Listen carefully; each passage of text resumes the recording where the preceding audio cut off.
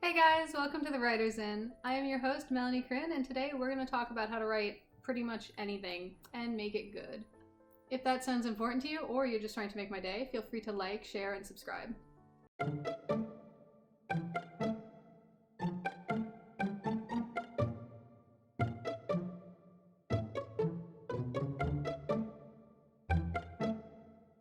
Everyone has been in those situations where you have to write something, it's really important, and you just can't get it done. Here's the thing, we're gonna go over the steps, and it's really simple. It's basically just a process, and you can tailor it however you like, and you can ignore steps you don't think are relevant to you, but it's really easy. It's only 4 simple steps. Number 1, you write with intention and purpose. That can seem really obvious, but people don't always do it, right?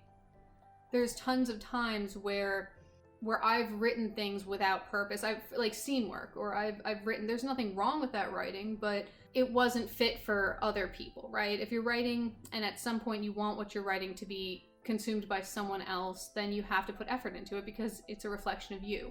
If you're writing a business letter, your intention has to be like, let's say I'm following up with someone. Your intention is to follow up with a networking thing, and the purpose is to do that.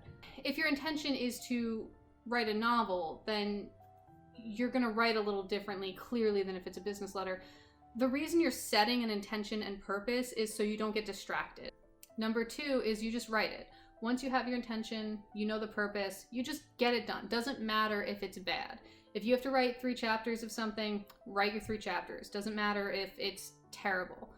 One thing that helps is you remember what excited you about writing it in the first place. If you have to do your resume and it's kind of boring and you just need to write it, you just need to get it done, think about what you're excited to go do at this company or wherever you're applying to. Like, what makes you happy about what you're going to get to apply? If I'm writing a chapter, I can write it, but if I'm thinking, well, I'm actually really excited to show this character in this scene, in this setting, because it's going to do some great work later. Like, get yourself excited about it, but you have to just do it. Don't stop. Don't not do it because you can't get excited about it, because you aren't enthusiastic. You have to get something down. If you let it sit, that's number 3, is if you let it sit, it's going to help your brain mull over it in your free time. So you have to let things sit.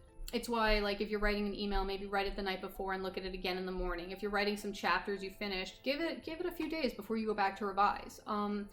So you have to write with intention and purpose, just get it done, and then let it sit.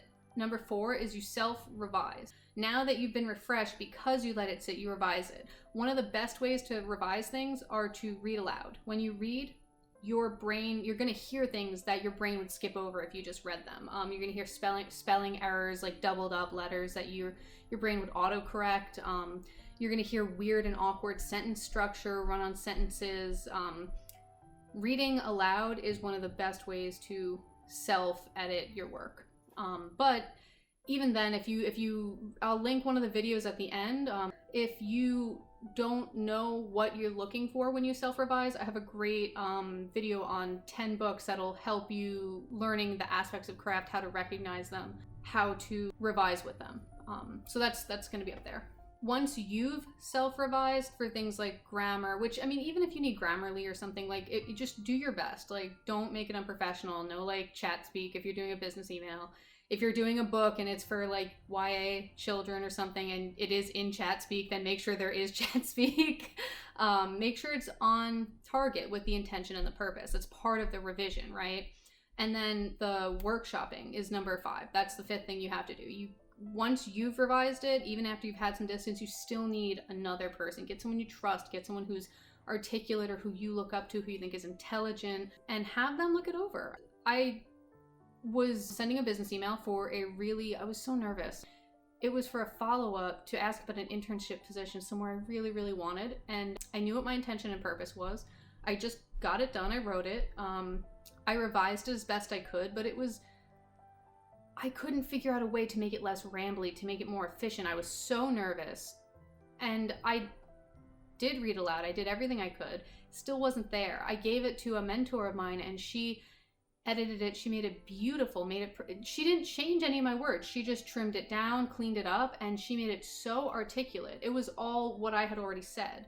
I did get the internship, but I would not have been able to, I think, present myself in the best way if I didn't understand that I needed someone else to help me articulate that better. And that's what a second pair of eyes does. No matter how good you are, you need a second pair of eyes, a third, a fourth pair of eyes. You need other people.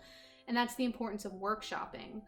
Know your genre, right? Know your demographic, understand the intention. I'm writing a mystery story now. Like, the intention is not romance, right? Like, it's not for the romance genre. So as much as I love the characterization, as much as I love the world building, the plot has to be strong. It has to be paced differently than maybe I would choose to pace it if it were a romance. You just get it done. You have to just keep writing.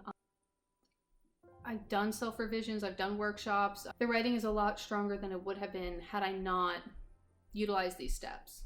I've seen a reflection in my work when I do stick to this formula. So that's it. It's really simple. Whether it's an essay for school, whether it's a business letter, a resume, a short story, poetry. Well, poetry has no rules. Just kidding. I guess poetry has rules. I don't know anything about the rules. Or it's like long form, novel, screenplay. Stick to these tips and you'll be good. 1, intention and purpose. Make sure you have a general understanding of what yours is. 2, just get it down. Just write it.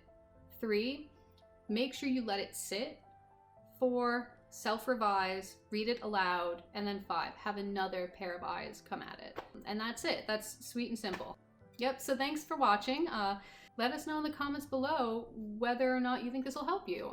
Let us know if you tried it and it did or didn't help you. So thank you guys so much for hanging out, and I'll see you next time.